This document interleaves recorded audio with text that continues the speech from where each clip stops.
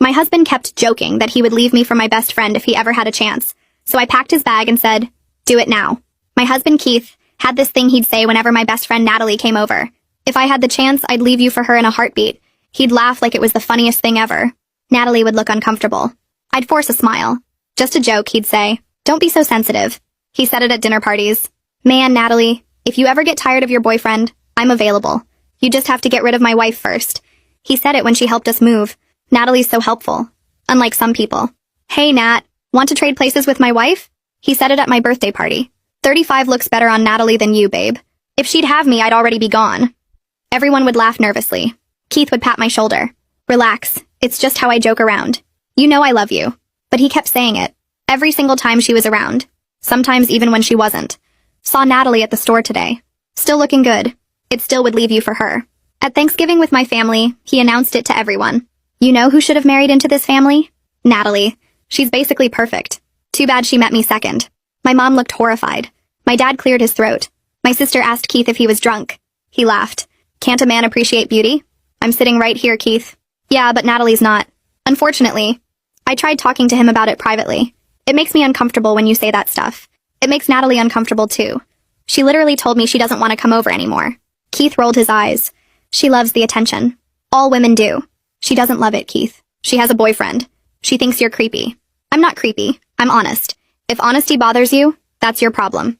The next week, Natalie came over to help me prep for a work presentation. Keith came home early. Well, my two favorite ladies. "Natalie, have you reconsidered my offer?" "What offer?" she asked. "To run away together. Leave all this behind. Start fresh. Just you and me." She looked at me desperately. I stood up. "You know what, Keith? Let's do it." "What?" "You keep saying you'd leave me for Natalie if you had the chance.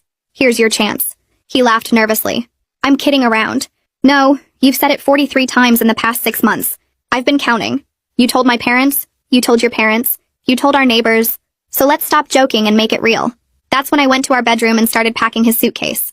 "What are you doing?" he called out. "Giving you what you want. Your chance with Natalie." I threw his clothes in the bag, his toiletries, his phone charger. Keith followed me, getting frantic. "Stop it. This is insane. I'm not doing anything. You're being crazy." "Crazy? You just told me you'd leave me for her. Again. So leave." I dragged the suitcase to the living room where Natalie was sitting. Frozen. "Here's his stuff, Natalie. He's all yours." Natalie stood up immediately. "I have a boyfriend, Keith. I've told you this 100 times. I'm not interested.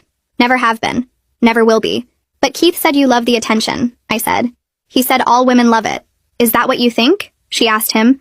"That I enjoy you making those comments? That I like you talking about leaving your wife for me?" Keith was getting red. "It's just jokes. Everyone knows that. Your wife doesn't think it's funny. I don't think it's funny. Who exactly thinks it's funny?" He didn't answer. I pushed the suitcase toward him. "Go ahead. Ask her out. This is your big chance. The one you've been talking about." He looked between us. "This is ridiculous. You're both overreacting." Natalie pulled out her phone. "Should I call Tom? Tell him you're propositioning me again?" "Again?" I asked. "He does this when you're not around too," Natalie said. "Asks me to coffee. Texts me about how much better I'd be for him. Shows up at my gym." Keith went pale. Natalie grabbed her purse and coat without saying anything else. She walked past Keith and stopped next to me for just a second. "I'm sorry," she said quietly. "This isn't your fault," I told her. She squeezed my hand, and then she was gone. The door clicked shut behind her. The sound felt loud in the quiet apartment. Keith stood there looking at the closed door like he couldn't believe what just happened. I stared at the suitcase sitting between us on the floor. His clothes were stuffed inside, some of them hanging out because I'd packed so fast. The zipper was still open. Keith turned to look at me and tried to smile. "Okay," he said. "That got a little out of hand. We're all being dramatic here." I didn't move. 43 times, Keith. That's not dramatic. That's a pattern." He waved his hand like he was brushing away smoke. "Natalie's blowing things way out of proportion. I was being friendly. She's your best friend. Of course I'm nice to her. Why were you texting her?" I asked. "Why were you showing up at her gym when I wasn't around?" Keith's face got red. "I wasn't showing up at her gym. We go to the same gym. It's not like I was stalking her. You asked her to get coffee multiple times. You told her she deserves better than Tom." His mouth opened and closed. Those texts were taken out of context. "What context makes that okay?" I asked.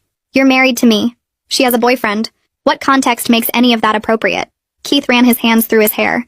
"Look, maybe I was too friendly, but Natalie's making it sound creepy when it wasn't.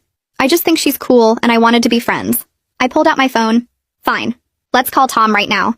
You can explain to him how you were just being friendly. Tell him about all those texts. Tell him about the coffee invitations. Tell him how you keep saying you'd leave me for his girlfriend. Keith went pale again. His whole face lost color. Don't call Tom. Why not? I said. If it's all innocent, Tom should know. Right. Keith held up both hands. Okay, maybe I crossed some lines. But I never meant anything by it. I love you. You know that. Then why do you keep telling everyone you'd leave me for Natalie? He didn't have an answer. His mouth moved, but nothing came out. If you love me, why would you say that to my parents? To your parents? To our neighbors? At my birthday party?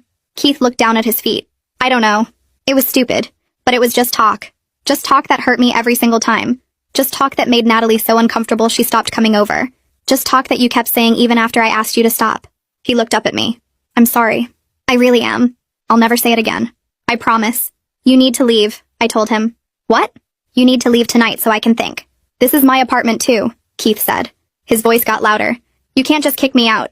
Your suitcase is already packed. You can stay at your parents' house or get a hotel, but you're not staying here tonight. Keith started pacing back and forth. This is crazy. You're overreacting to some stupid comments and texts. I'm not leaving my own apartment. Then I'll leave, I said. I started walking toward the bedroom, but Keith stepped in front of me. Wait, just wait. Let's talk about this like adults. We've been talking, I said, for an hour. And you still don't get it. You harassed my best friend. You disrespected me in front of everyone we know. And you think I'm overreacting. Keith grabbed my arm. Not hard, but enough to stop me. I looked down at his hand and then up at his face. Let go of me. He dropped his hand immediately. I'm sorry. I just don't want you to leave. I don't want this marriage to end over something so stupid. It's not stupid to me, I told him. And right now, I need you to go. We went in circles for another hour. Keith argued that he had rights to the apartment. I pointed out that he'd already agreed to leave by packing his stuff. He said he'd only leave if I promised we'd talk tomorrow. I said I couldn't promise anything. He tried apologizing again, but it sounded hollow. Finally, he picked up the suitcase. Fine, I'll go. But this is ridiculous. You're throwing away our marriage because you can't take a joke. I walked to the door and opened it. Keith stood there for a minute looking at me. When I didn't say anything, he walked out. I closed the door behind him and turned the deadbolt. My hands were shaking, so hard I could barely work the lock. I leaned against the door and listened to his footsteps fade down the hallway. Then I called my sister. She answered on the second ring. What's wrong? She asked. I could hear the worry in her voice. Keith's gone. I kicked him out. Good, she said immediately. I'll be there first thing in the morning. Bring coffee. I'll bring a whole breakfast. Are you okay? I don't know. I think so. My sister was quiet for a second. You did the right thing. Call me if you need anything tonight. Okay, I mean it. Anything. Even if it's 3 in the morning. Thanks. I love you. Love you too. I hung up and looked around the apartment. It felt different already. Quieter. Emptier. I went to the bedroom and lay down on top of the covers with my clothes still on. Every time I closed my eyes, I saw Keith's face when he made those comments. The way he'd laugh like it was so funny. The way everyone else would laugh too because they didn't know what else to do. I thought about all the times I'd smiled and pretended it was fine. All the times I'd told myself he didn't mean it. All the times I'd made excuses for him because it was easier than fighting. My phone buzzed around midnight. 3 texts from Keith. You're overreacting. This is insane. I'm coming home tomorrow whether you like it or not. I turned my phone face down and stared at the ceiling. Sleep didn't come. I just lay there replaying every comment, every joke, every time he'd said Natalie's name with that tone in his voice. The sun was barely up when my sister knocked on the door. I'd been awake the whole time. I opened the door and she took one look at my face. Oh, honey, she said. She was holding 2 coffee cups and a bag from the bakery down the street. She set everything on the counter and hugged me. I started crying. I couldn't help it. Everything just came out. She held me and didn't say anything. When I finally stopped, she handed me a coffee. I never liked how Keith talked about Natalie. None of us did. Why didn't anyone say anything? We did. You were there. Mom said something at Thanksgiving. Dad looked uncomfortable every time. I asked Keith if he was drunk. He just laughed it all off. I know. I should have pushed harder. I should have told you privately. I wiped my eyes. It's not your fault. It's his. My sister squeezed my shoulder. I'm glad you finally stood up to him. My phone rang around 10. Natalie's name showed up on the screen. I answered. Hey. Are you okay? I'm okay. Are you? Yeah. Tom knows everything now. I showed him all the texts. How did he take it? He wanted to drive over to Keith's parents' house and punch him.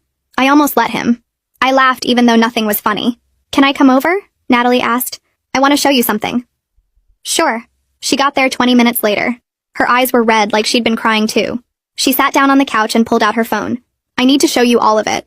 Not just what I mentioned yesterday. There's more. She handed me her phone. The messages went back months. 4 months at least. Keith asking her to get coffee. Natalie saying no. Keith asking again a week later. Natalie saying she had a boyfriend. Keith saying Tom didn't appreciate her like he would. Natalie telling him to stop. Keith saying he was just being nice. Over and over. The same pattern. I scrolled through 30 texts. Maybe more. My stomach turned. They were flirty. They were persistent. They were sent when Keith knew I'd be at work or busy with something else. Every single one came during times when he knew I wouldn't see him on his phone. I handed the phone back to Natalie. I feel sick. I'm so sorry. You have nothing to be sorry for. I should have told you sooner. You told me when you were ready. That's what matters. Natalie wiped her eyes. I kept thinking he'd stop. That if I just ignored him, he'd get the hint. But he never did. I know. The messages made everything worse. Not just because of what they said, but because of when he sent them. Every single one was calculated. Sent when I was at work. When I was at my mom's house. When I was busy with something and wouldn't notice him on his phone. He'd planned it all out. He'd known exactly what he was doing. And he'd done it anyway. Natalie put her phone away and looked at me with red eyes. I kept hoping he'd just stop. That if I ignored him enough, he'd realize I wasn't interested and leave me alone. But he never did. I reached across the couch and squeezed her hand. This isn't your fault. You told him no. Multiple times. He chose to keep going. I know, but I should have told you sooner. I was scared you'd think I was making it up or trying to cause problems. Natalie wiped her face. You're my best friend. I didn't want to ruin your marriage over something I thought might just go away. It wouldn't have ruined my marriage. Keith ruined it himself. I'm not mad at you. I'm mad at him for putting you in this position. For making you uncomfortable when you should have felt safe around us. She nodded and we sat there for a minute without talking. My sister knocked on the door around noon. She came in with her laptop bag and a determined look on her face. Okay, we're documenting everything. Every comment, every text. Every time he showed up somewhere Natalie didn't expect him. We need dates, locations, and who else was there to see it. My sister sat up at the kitchen table and opened a spreadsheet. Natalie pulled out her phone again and started reading dates off the text messages. Keith had sent the first one 4 months ago. Just checking in. Hope you're doing well. Natalie had responded politely. Thanks. I'm good. Hope you and my friend are well too. The next text came 3 days later. Want to grab coffee sometime? Just as friends. Natalie had ignored it. Then another one a week after that. Saw you at the gym. You looked great. Natalie had texted back asking him to stop. Keith had responded saying he was just being nice and she was reading too much into friendly conversation. The pattern continued for months. My sister typed everything into the spreadsheet with dates and exact wording. Then we moved on to the verbal comments. I remembered most of them because they'd made me so uncomfortable. Thanksgiving at my parents' house. My birthday party. The housewarming when we moved into this apartment. Dinner at Keith's parents' house where he'd said it in front of his own mother. My sister added witness names next to each entry. Mom and Dad, Keith's parents, our neighbors, co-workers who'd been at my birthday. By the time we finished, the spreadsheet had 47 entries spanning 6 months. My sister saved 3 copies to different cloud services and emailed one to herself. If you end up needing this for anything legal, you'll have it. The doorbell rang around 3 that afternoon. Then someone started pounding on the door. I know you're in there. We need to talk. It was Keith. I walked to the door but didn't open it. I need space right now. You need to stay at your parents' house. Keith pounded harder. This is my apartment too. I have rights. You can't just lock me out. I'm not locking you out. I'm asking you to give me space for a few days. Number. We're talking about this now. Open the door. My sister came and stood next to me. Go to your parents' house, Keith. She'll call you when she's ready to talk. Keith yelled something I couldn't make out and kept pounding. After 5 minutes, he finally left. I could hear his footsteps stomping down the hallway. My sister pulled out her phone. What's your landlord's number? I found it and called. The landlord answered on the 3rd ring. I explained that my husband and I were separating and I needed to know about the lease. We're both on the lease with 3 months left. One of you can buy out the other person's portion if you both agree. Or you can both stay until it ends and then go your separate ways. But I can't force either of you out without legal cause like property damage or not paying rent.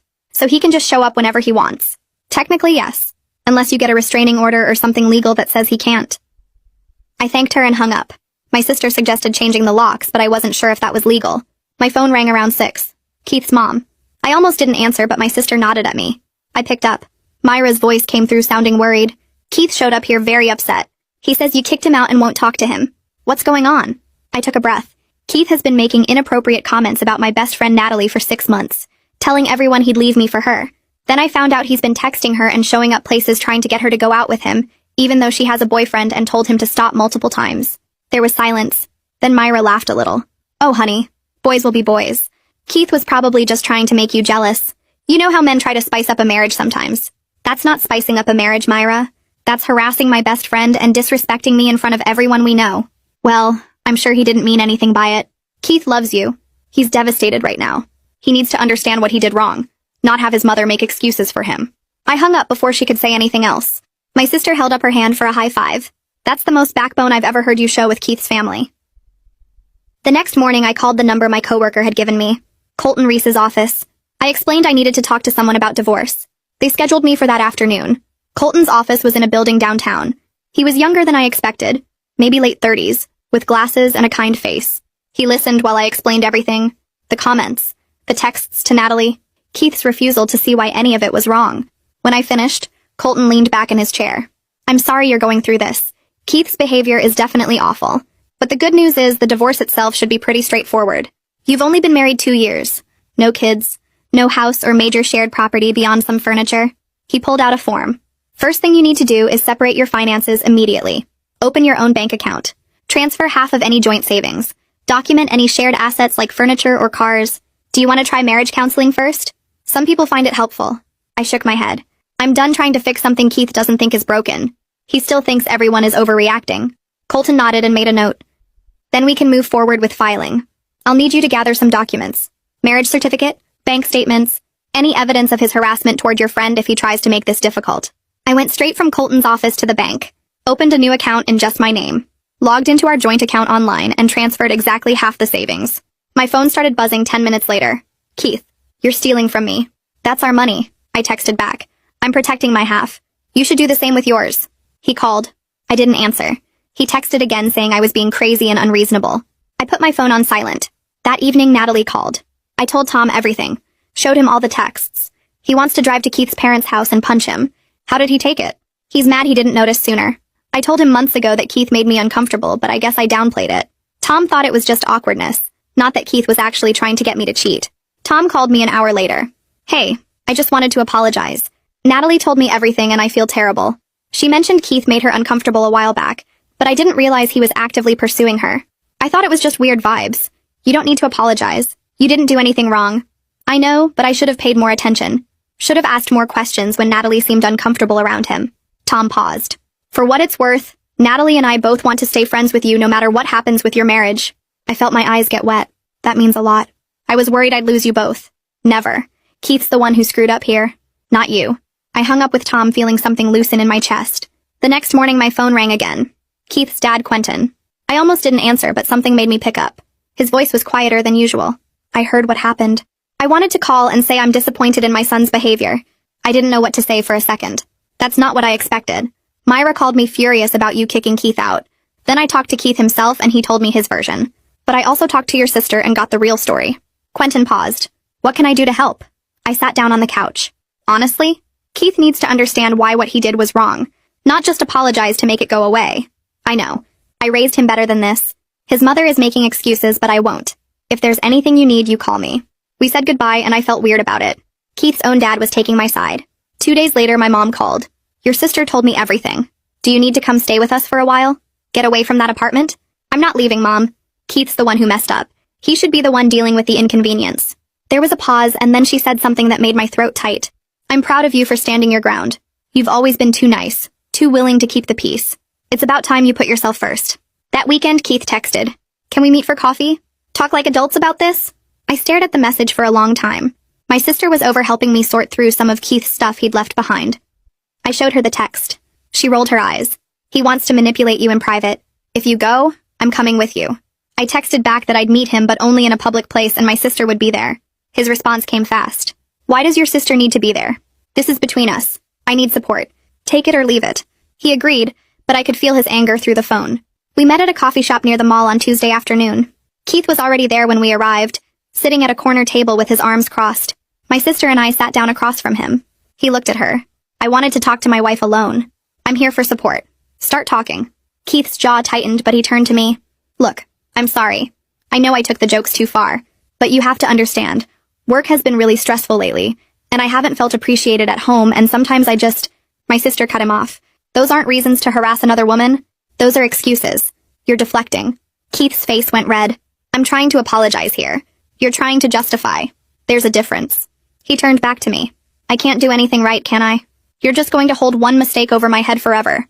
Maybe we should just get divorced if that's what you want. It wasn't one mistake, Keith. It was 6 months of you disrespecting me and Natalie. 43 times you said you'd leave me for her, plus all the texts and showing up at her gym. That's not one mistake. That's a pattern. He opened his mouth, but I kept going. I already talked to a divorce attorney. I'm serious about ending this. Keith's face went from red to almost purple. You what? When? Last week. His name is Colton Reese. He's filing the papers? You're giving up that easily? After everything we've been through? I reminded him about every time he said he wanted to leave me. You're the one who kept saying it, Keith. I'm just making it happen. He stood up so fast his chair scraped. This is insane. You're insane. My sister stood up too. We're done here. Keith stormed out and I sat there shaking. My sister put her hand on mine. You did good. At work the next day, I must have looked terrible because 3 different people asked if I was okay. During lunch, my closest work friend Sarah pulled me aside. What's going on? You've seemed stressed for weeks. I told her everything. The comments, the texts to Natalie, the divorce. She listened and then said something that made my stomach drop. My ex-husband did something similar. Kept making comments about my younger coworker. I asked him to stop and he said I was being jealous and insecure. The comments never stopped. They just got quieter. I ended up divorcing him 2 years later. I wished I'd done it sooner. The next morning, a delivery guy showed up at my office with a huge bouquet of roses. The card said he was sorry and wanted to work on the marriage. I looked at them for about 10 seconds. Then I walked them straight to the break room and left them on the counter with a note that said free flowers. Sarah saw me do it and gave me a thumbs up. Grand gestures don't fix months of harassment. That afternoon, Colton called. The papers are ready. I'm having Keith served at his parents' house tomorrow. Are you prepared for him to react badly? I told him I was. The next day, my phone started ringing at 11 in the morning. Keith. I let it go to voicemail. He called 6 more times. Finally, I answered. You had me served at my parents' house? You blindsided me. I didn't give you a chance to fix things. We met for coffee 3 days ago. I told you exactly where things stood. You said you already talked to an attorney. I didn't think you'd actually do it. What did you think I meant, Keith? That I was bluffing? You don't get to be surprised when I do exactly what I said I would do. He was still yelling when I hung up. 3 days later, a thick envelope arrived from Keith's attorney. I opened it at my kitchen table with my hands shaking. The response was 10 pages long and painted me as the villain. Keith claimed I abandoned our marriage without warning, refused to work on our relationship, and turned his family and friends against him with false accusations. The last page requested that I pay half his attorney fees since I was the one who initiated the divorce. I took pictures of every page and texted them to Colton. He called me back within an hour and told me not to worry. This is standard manipulation, he said. Keith's trying to make you feel guilty and maybe scare you into backing down. We have documentation of his behavior toward Natalie going back months. His claim that you abandoned the marriage won't hold up when we show the court why you asked him to leave. I felt better after talking to Colton, but the papers still sat on my table making my stomach hurt. Natalie started calling me every other day just to check in. She'd ask how I was doing and if I needed anything. During one call, she told me she was willing to testify about Keith's harassment if the divorce got complicated. I really hope it doesn't come to that, I said. But knowing you have my back means everything. She said she felt partly responsible for not telling me about the texts sooner. I reminded her that Keith was the only one responsible for Keith's behavior. Tom sent me a text saying the same thing and added that he and Natalie wanted to take me out to dinner once things settled down. Having their support made the whole process feel less lonely. I made an appointment with a therapist named Amanda Wilcox that my insurance covered. Her office was in a small building near the library with plants in every corner and soft lighting that didn't make my head hurt. During our first session, I told her everything about Keith's comments and the divorce. She listened without interrupting and then asked me why I thought I tolerated his behavior for so long. I don't know, I said. I guess I thought it would stop if I just ignored it. She wrote something in her notebook and said we'd work on recognizing patterns where I minimized my own feelings to avoid conflict. That hit hard because I knew she was right. At our second session, Amanda gave me homework. She wanted me to write down every single time I felt uncomfortable with Keith's behavior, but stayed quiet instead of speaking up. I thought it would be maybe a page. It ended up being 3 full pages front and back. There were incidents from before we even got married. Times he made jokes about other women in front of me. Times he dismissed my feelings about his friends. Times he compared me unfavorably to his ex-girlfriend. Seeing it all written out made me realize the Natalie situation wasn't a one-time thing. It was just the latest and most obvious example of something that had been happening our entire relationship. The next Tuesday, I was home alone working on my laptop when someone knocked on the apartment door. I looked through the peephole and saw Keith standing there holding an empty box. I opened the door with the chain still on. You need to coordinate through the attorneys if you want to get your stuff. He pushed against the door. I just need to grab a few things real quick. This is still my apartment too. I told him he couldn't come in, but he pushed harder and the chain popped off. He walked past me into the bedroom and started going through the closet, pulling out shirts and shoes. I stood in the doorway feeling my heart pound. You can't just show up here whenever you want. He didn't even look at me. I'm getting my property. You don't get to keep me out of my own home. I backed into the living room and grabbed my phone. I called Colton from the bathroom with the door locked while Keith banged around in the bedroom. Colton answered on the second ring and I told him what was happening. He said Keith just violated the separation agreement by entering without notice and proper coordination. Stay on the phone with me until he leaves, Colton said. If he tries to get into the bathroom or threatens you in any way, I'm calling the police. Keith finally left 20 minutes later with his box of stuff. The apartment felt contaminated after he was gone. I kept looking at the broken door chain and feeling unsafe in my own home. Colton filed a motion the next morning to formalize that Keith had to schedule apartment access through the attorneys at least 48 hours in advance. He couldn't just show up whenever he felt like it anymore. The motion also requested that all exchanges of property happen with a third party present, or at the attorney offices. Colton said the judge would almost certainly approve it given what happened. Until then, he advised me to stay with family, or have someone stay with me just to be safe. My sister showed up that evening with an overnight bag and a bag of takeout. She took one look at the broken chain and asked if I was okay. I told her about Keith barging in and she got furious. We're changing the locks tomorrow, she said. Colton already told me I can legally do that since Keith moved out voluntarily. She stayed with me for 4 days, and I was grateful because I jumped every time I heard footsteps in the hallway. We got a locksmith to come out and install new deadbolts on both the front door and the bedroom door. My sister also bought me a door stopper wedge and showed me how to jam it under the door for extra security. Having her there made me feel less alone and less scared. While my sister was staying over, I started noticing Keith's social media posts. He was putting up vague stuff about how his wife didn't appreciate him and gave up on their marriage too easily. One post said something about how modern women bail at the first sign of trouble instead of working through problems. Another one talked about how he was the victim of a smear campaign. My phone started blowing up with messages from mutual friends asking what was going on. At first I thought about just staying quiet and not engaging. But then I realized I was doing the same thing I always did with Keith, staying quiet to keep the peace and protect his reputation while he controlled the narrative. I decided to tell the truth instead. When people reached out asking about the divorce, I gave them the facts. I explained that Keith spent 6 months telling everyone he'd leave me for Natalie, including at family gatherings and dinner parties. I told them about the private texts he sent her asking her to coffee and telling her she deserved better than Tom. I mentioned that he showed up at her gym even after she told him to stop. I didn't embellish or make things sound worse than they were. I just stated what actually happened. The response was overwhelming. Almost everyone said they always thought his comments were inappropriate but didn't know how to address it. Several people apologized for not speaking up when Keith made those jokes in front of them. A few said they'd stopped inviting us places because Keith's behavior toward Natalie made everyone uncomfortable. 2 of Keith's friends reached out privately with apologies. One guy named Jonathan said he thought Keith was just being crude and didn't realize Keith was actually pursuing Natalie behind my back. He felt terrible for laughing at some of the jokes and said he should have shut it down instead. The other friend said something similar. He explained that he assumed Keith's comments were just locker room talk and didn't understand the extent of the harassment. Both of them said they'd testify on my behalf if I needed them to. I thanked them and said I appreciated their honesty even though it came late. It felt validating to hear other people confirm that Keith's behavior wasn't normal or acceptable. For months he'd made me feel like I was being too sensitive. Now I had proof that other people saw exactly what I saw. Keith's posts on social media got worse over the next week. He started writing long paragraphs about how his wife turned all their friends against him with lies. One post said something about cancel culture and how nobody cares about men's side of the story anymore.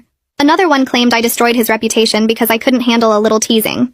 My phone kept lighting up with screenshots from friends who were seeing the posts. Each one made Keith look more unhinged than the last.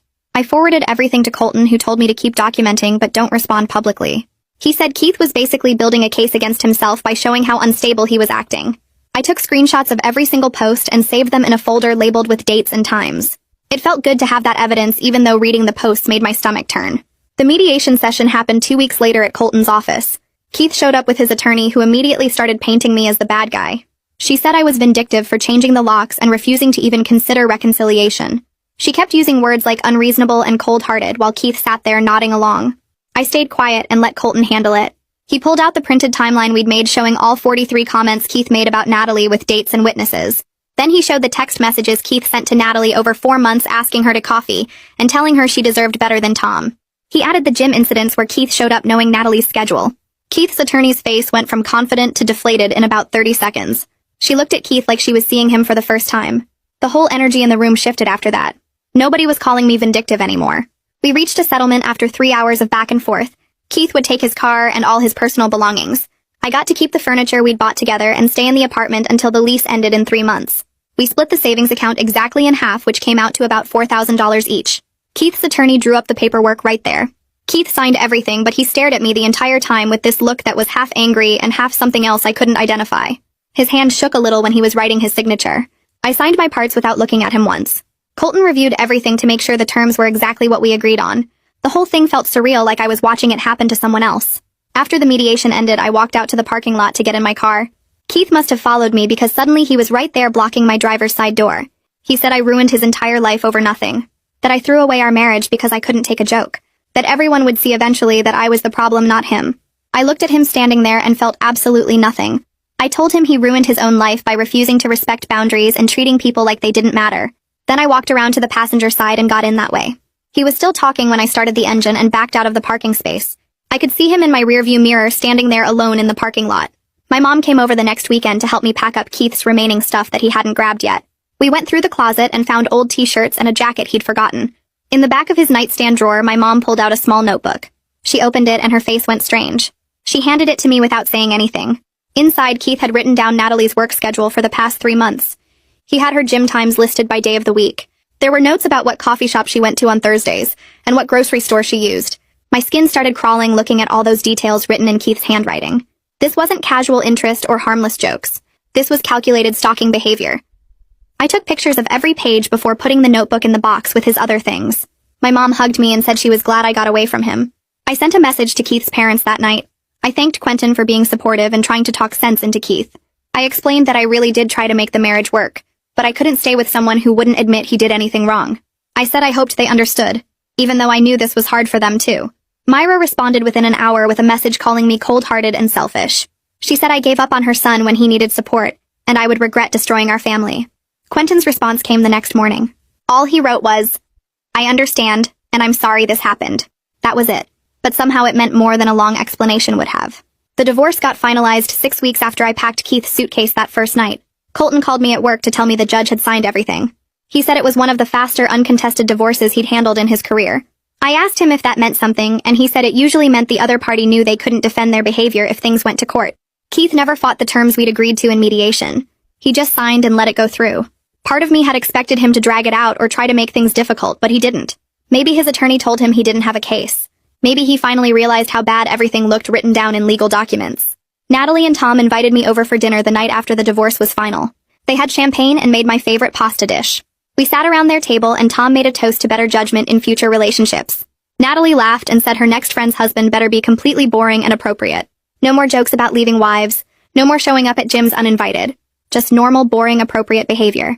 We all clinked glasses and I felt lighter than I had in months.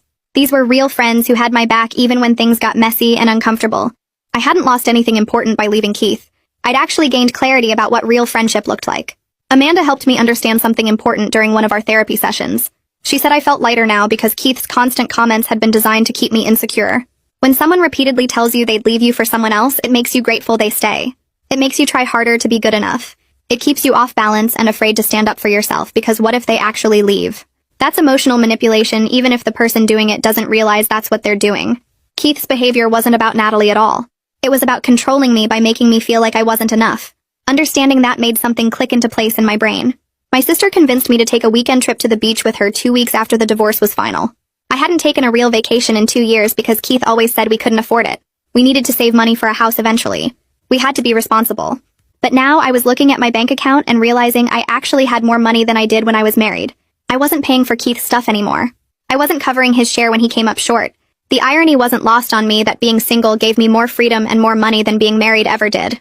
My sister and I drove to the coast and spent 3 days walking on the beach and eating seafood and not talking about Keith at all. It felt like the first real break I'd had in years. A few days after I got back from the beach, I ran into one of Keith's friends at the grocery store. He was standing by the produce section and looked uncomfortable when he saw me. He walked over and said he wanted to apologize for not speaking up about Keith's comments when we were all together. His girlfriend had pointed out how wrong they were, but he hadn't wanted to cause problems at the time. Now he felt bad about staying quiet when he should have said something to Keith privately. I told him I appreciated him saying that and it wasn't his responsibility to fix Keith's behavior, but it meant something that he recognized it was wrong. He nodded and said his girlfriend was right about a lot of things, and he was trying to be better about calling out his friends when they crossed lines. The next week, my phone buzzed with a text from a number I didn't recognize. It was Keith asking if we could talk about getting back together because he'd been doing therapy and working on himself. He said he understood now what he did wrong and wanted a chance to show me he'd changed. I stared at the message for about 10 seconds, then blocked the number without responding. His growth wasn't my responsibility anymore, and I didn't owe him a conversation about it. Whatever work he was doing in therapy was for him, not for us, because there was no us anymore. I started redecorating the apartment the following weekend, to make it feel like mine instead of ours. Natalie came over with paint samples and we picked out a soft gray-blue color for the bedroom that Keith had always said was too bold. We spent Saturday afternoon painting while music played from my phone and laughing about how such a small change made the whole space feel different.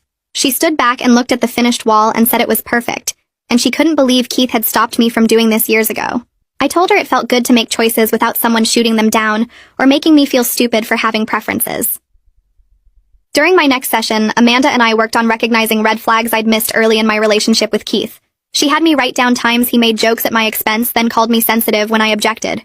The list got long fast and included comments about my cooking, my work, my family, and how I looked in certain outfits. Amanda explained that jokes at someone else's expense aren't actually jokes, and they're designed to make the other person feel small, while the joke teller gets to hide behind humor. I was learning that someone who really cared about me wouldn't want to make me feel bad even as a joke. 3 months after the divorce, I realized I felt genuinely happy instead of just relieved. I was sleeping through the night without waking up anxious. My work performance had gotten better and my boss had noticed. I'd reconnected with friends I'd drifted away from during the marriage because Keith always had something negative to say about them. My apartment felt peaceful instead of tense, and I could make plans without checking with someone first or worrying about complaints later. One afternoon, Natalie told me Keith had tried to contact her again through a mutual friend. The friend had passed along a message asking if Natalie would be willing to get coffee now that Keith was single. She'd shut it down immediately and told the friend not to pass along any more messages, then blocked Keith on every platform she could think of. I felt sick hearing it, but also validated because it proved his interest in her was never just jokes like he'd claimed. He actually thought now that we were divorced she might be interested, which showed he'd learned nothing. I started going on a few casual dates, but I wasn't rushing into anything serious. Amanda said taking time to rebuild my sense of self outside of marriage was healthy and important. I was enjoying learning who I was without Keith's constant comments about everything I did or said or wore. Dating felt different now because I knew what red flags to watch for, and I wasn't desperate for someone to validate me. My lease ended in late summer, and I moved into a smaller apartment that was entirely mine. My family and friends showed up to help me move boxes and furniture. My dad carried in the last lamp and said he was glad to see me smiling again because I'd looked exhausted during the marriage. My sister agreed and said I seemed lighter now, like I wasn't carrying around stress all the time. The new place was cozy and affordable, and I decorated it exactly how I wanted without anyone telling me my choices were wrong. 2 weeks after the move, I got called into my boss's office and thought something was wrong. Instead, she told me I was getting a promotion I'd been passed over for twice while married to Keith. She said she'd noticed a positive change in my confidence and initiative over the past few months, and the improvement was significant. I thanked her and walked back to my desk, trying not to cry, because I knew exactly why my performance had suffered before. I'd been too anxious and distracted dealing with Keith's behavior to focus properly on work. 6 months after the divorce, Keith sent one final email saying he finally understood what he did wrong, and he was sorry. He wrote 3 paragraphs about his therapy insights, and how he recognized his pattern of making me feel insecure on purpose. He said he hoped I was doing well and he wished things had ended differently. I read the whole thing, felt absolutely nothing, and deleted it because his understanding came too late and wasn't my concern anymore. 2 months later, Natalie and I booked a weekend at a beach resort 3 hours away. We spent the first day lying on the sand reading books and ordering fruity drinks from the poolside bar. That evening, we got dressed up for dinner at a seafood restaurant overlooking the water and talked about everything except Keith until dessert arrived. Natalie set down her fork and looked at me across the table. I need to tell you something. She said she appreciated me believing her about the harassment because too many women have friends who choose their husbands over them in situations like this. Her cousin had gone through something similar and lost her best friend when she spoke up about inappropriate behavior. I reached across and squeezed her hand because I couldn't imagine choosing Keith over her friendship, especially after seeing all those texts. The next morning, we walked along the beach collecting shells, and I realized something that surprised me less than it probably should have. I didn't miss Keith at all. What I missed was the idea of partnership I thought we had, but the reality was me constantly managing his inappropriate behavior and accepting disrespect. I'd spent 2 years making excuses for his comments and convincing myself he didn't mean it that way. The relief I felt without him was proof that the marriage had been exhausting me instead of supporting me. Natalie and I spent the rest of the weekend laughing and making plans for future trips without anyone making us uncomfortable. A year after I packed Keith's suitcase, I was genuinely thriving in ways I hadn't imagined possible. My promotion at work came with a significant raise and new responsibilities I actually enjoyed. My friendship circle had expanded because I wasn't avoiding people Keith didn't like anymore. My apartment felt peaceful when I came home instead of tense with wondering what mood he'd be in. I'd learned that someone repeatedly telling you they'd leave you isn't a joke at all, but a warning you should listen to. Standing up for yourself isn't giving up on a relationship, but finally choosing yourself first, after choosing someone else for too long. I was sleeping better and smiling more and making decisions without second-guessing whether they'd trigger complaints or criticism. My sister commented that I looked younger now than I had during the marriage. My mom said she could hear the difference in my voice when we talked on the phone, The life I was building felt solid and real instead of fragile and conditional.